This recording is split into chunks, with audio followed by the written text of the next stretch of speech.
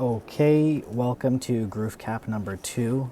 We're going to do this at the City of Toronto's Green Roof, but it's not open yet, so we're just inside. It's quite nice. Anyways, this will be a look at one of the recent recaps we did in August. I thought there were some good points to share in videos, so let's do just that. If you're wondering if I grow my beard out for these, I do. All right. So the first article is why not Saskatchewan? Michael Malaro, a green roof professional there, he talks about how that province is a little slow to roll out incentives and legislation around the space compared to Toronto, especially Ontario, and other places in the world. There is, however, a stormwater credit there now for commercial green roofs. And there's also, of course, solar panels federally incentivized in Canada, but not green roofs. So if you remember GroofCap number 1, there was an article from Victoria and Guelph calling for the same things. And this is very common around the world right now, especially in North America. People are trying to catch up with Europe and Asia, which are really leading the space, actually, with legislation. And of course, there's Toronto. All right, second article or group of articles is about forecasting the industry, size of the industry, dollar amount, speed, compound annual growth rate. So a good compound annual growth rate typically is like 10 to 20%. The industry is growing very fast if it is. And from what I've seen again and again, on average, it looks like 15% for this space.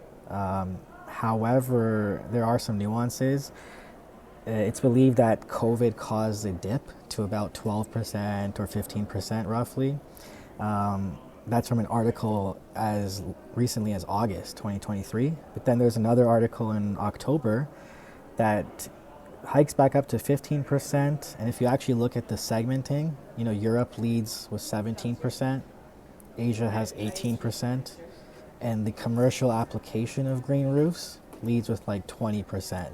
And that's simply because legislation in all of the parts of the world that does have incentives and legislation, it's typically rolled out earlier for commercial buildings, new buildings, not so much existing buildings and residences.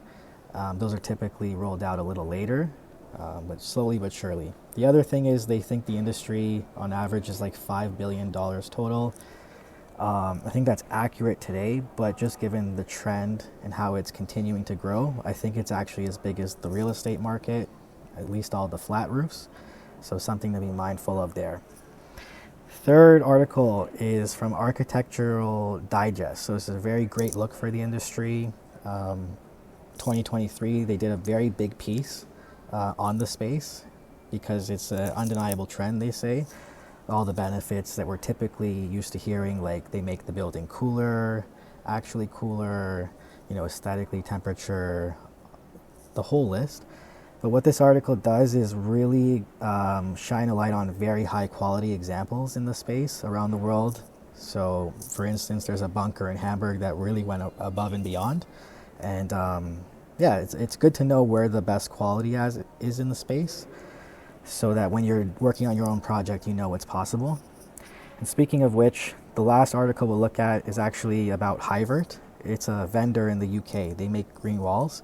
They actually see themselves as the best in the world at this because they don't just build the green wall or green roof and leave.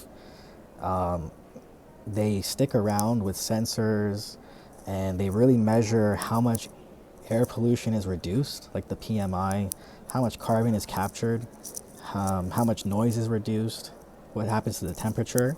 So they're really proving it exactly, and I gotta thank them because this type of stuff really pushes the industry forward.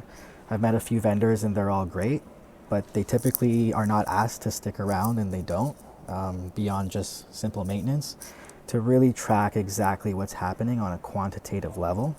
So thank you, Hyvert. And Groof will definitely be looking to do the same type of thing. And that's all I got.